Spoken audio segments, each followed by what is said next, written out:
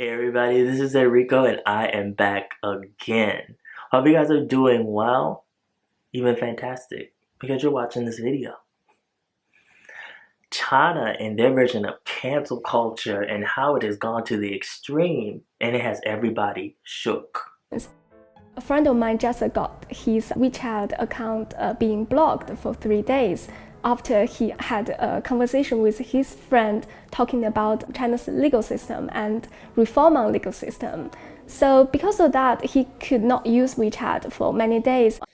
I mean, nobody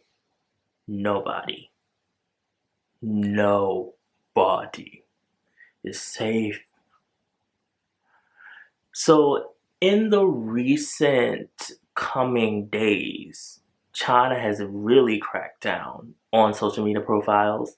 This is something that's been going on for many months now.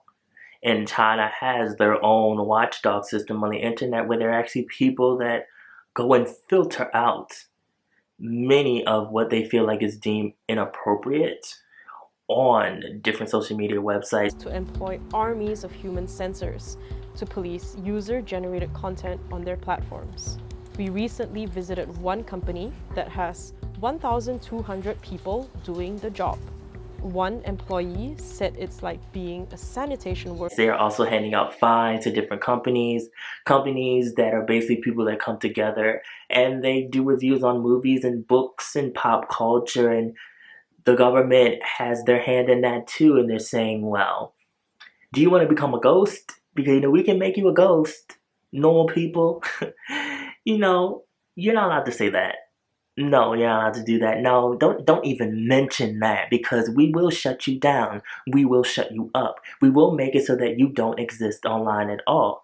And then we have celebrities. Celebrities think that I got money, looks, power, fame, prestige. I would be safe. But no. Ghost. They become a ghost. Transparent. See-through.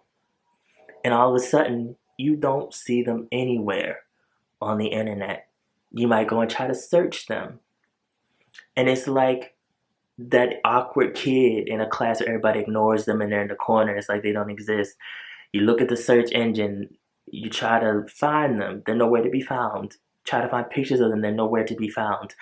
You look, the only place you find them is on a blacklist with many other celebrities and many other people that have had platforms, and they feel like you've said something that has ruffled the government's feathers or has made people outcry and be mad, and it could be the littlest, tiniest thing. And next thing you know, people are saying that you have offended your homeland, China. It could be something that's not even true, and if enough people get behind it and there's an outcry and the government feels like you're disturbing the peace, next thing you know, that person, poof, doesn't exist anymore, is nowhere to be found.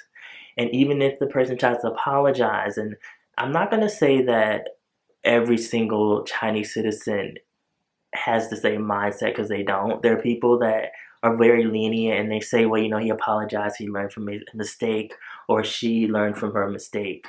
But still, the government is not so forgiving, and they will still make sure that you have no place on the internet at all and that you cannot sit with the rest of the people. It's sad that there are actually citizens that take part in this exile, and that they will go as far as to make up lies or dig up things that someone could do, that it is just them being human and not knowing, and saying, well, you went to a certain location in Japan, or you went to this monument, and this actually represents history that was against China. So now you should be canceled. But it's not like the cancel culture in the West. It's more like a cancel culture where really you disappear. Cancel culture in the West, you can come back from that. You can still search a person's name. You can still see their social media. Not China. They wipe you off the face of the virtual world. You're nowhere to be found. Can't get jobs in the real world.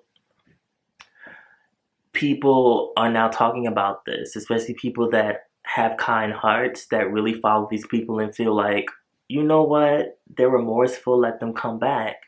There are people on different forums that are saying that, you know, I don't even want to watch anything in entertainment here anymore because it takes one little thing for all of a sudden, whoosh, spirited away, never seen again. And it's like, we invest all of this time and money. And you know, Chinese fans, East Asian fans, Korea, Japan, they go hard for their idols, for the people they love, buying the stuff that they sponsor, buying the pictures, albums, all the 9 yards. So for them all of a sudden to just disappear, it's like my money has gone down the drain. My love that I've poured into this person has gone down the drain. So a lot of people are like, you know, we're not going to even watch dramas anymore. We're not going to listen to any music because every time you look, everybody is being deleted. Normal people are being deleted just for simple things. And to even look and see the overkill of how China actually has companies going through and filtering out things, and we have normal citizens that actually have to speak in code in emoji language. If they have even a little gripe, or even something that's not even that bad. And I feel like that everyone should have freedom of speech, even me coming from the West. However, I do understand that there are some things that are said that can cause chaos and be a disturbance. I do understand that. But there's also consequences from people who don't agree. You know, there are always going to be people that say something and then another person doesn't agree, and that person might not agree, or they might agree. And I believe that we should have this space. However, to be so forthcoming where you're just like, oh, you're going to breathe the wrong way, or you're going to say like even a little thing wrong, or a picture is just doesn't look right, or we feel like that this all goes under illegal information. So we're going to delete your profile. We're going to fine you thousands in Chinese money. We're going to blacklist you. We're going to just stop you from being on the internet at all. And then getting to the point where you can't even get online without putting your personal information out there. So you have to put your name and your phone number, and they have to know where you come from and where you're located so that they can go and knock on your door and drag you behind out if they feel like that you are not abiding by the government's rules. Chat apps, discussion forums, and video games all require you to enter your real name and also provide your national ID number and phone number for registration. China also requires internet companies to store user data on local servers and to allow authorities to inspect them when they deem necessary. This is extreme to me. And you get to the point where, as a citizen, you're walking on eggshells because you're like, I could drink the wrong drink. And someone take a picture of me drinking the wrong drink, and that company might have been against China, and all of a sudden I'm anti-China. It's like, what if I didn't know? What if I didn't know the history? What if I just didn't know? So I'm a bad person. Even if I apologize and I really didn't know. You know, there are people that just are so unforgiving and just have dark, evil hearts. And then there are people that are in the midst of that really do try to see both sides. But those people are like, shut up and, you know, told to sit somewhere in the corner while all the people that are attacking people, harassing people, are having free reign of social media. You're bad. You're bad. You're bad. Everybody is bad. Try accessing Facebook or Twitter from inside China and you get this message. Even publications like the New York Times are blocked. China also censors the internet by passing laws and rules that flat out ban certain content that the government deems illegal or inappropriate. prominent taboos include the 3 T's: Taiwan, Tibet, and Tiananmen.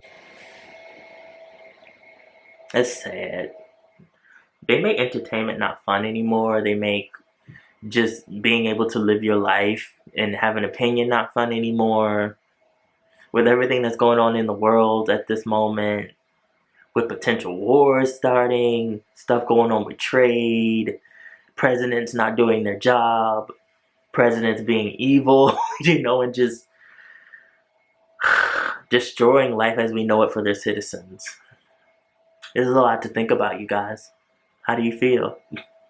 How would you feel about this bleeding over into the West, into America and other countries? It's kind of started.